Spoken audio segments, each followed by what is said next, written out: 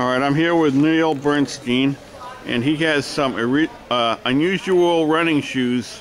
We'll get a look at them down here. And Neil, maybe you could tell me, what are these running shoes about? These are Vibram 5 Fingers.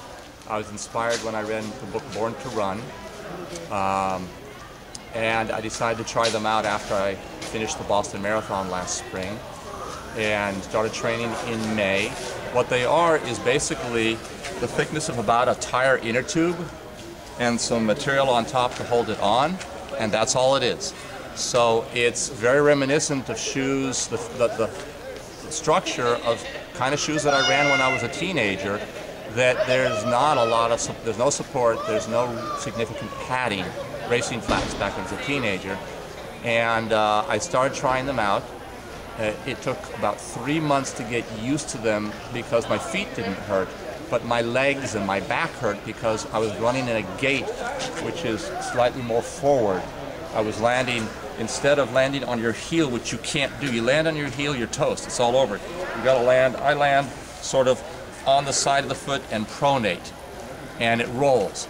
And it took about 3 months, and I ramped up a little bit too quick a few times. My first 20-miler, my legs just hurt a lot, so I had to go back to 10 miles. And about July or August, I started racing in them. And since then, I've trained and raced in them, except for a couple of occasions. So I did Cape Ann in them, 25K. I did the Salem half and qualified for New York. I did the Bay State Marathon and qualified for Boston in them. And I'm very comfortable in them. I think I'm going to stick with them. Stone Cat was too rugged. If you land on roots or stones, it hurts. The Devil's Chase, going out on the gravel, was very uncomfortable, and a dozen people passed me down that and back. I got them back again, but it's not good for running on rugged surfaces. And they're very comfortable.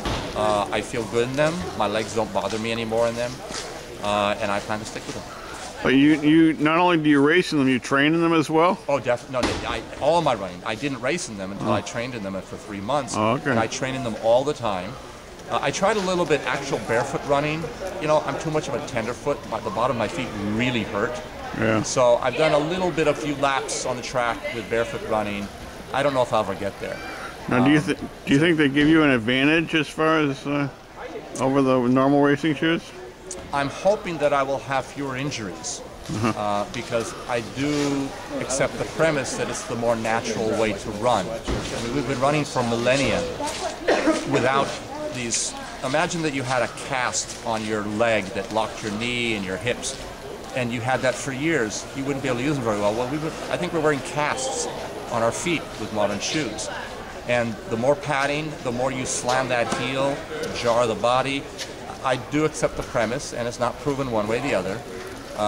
And I'm going to go with the premise that running with shoes that are minimalistic and more emulate how we've walked and ran for thousands, you know, I don't know how many, however long it was, of years. Yeah.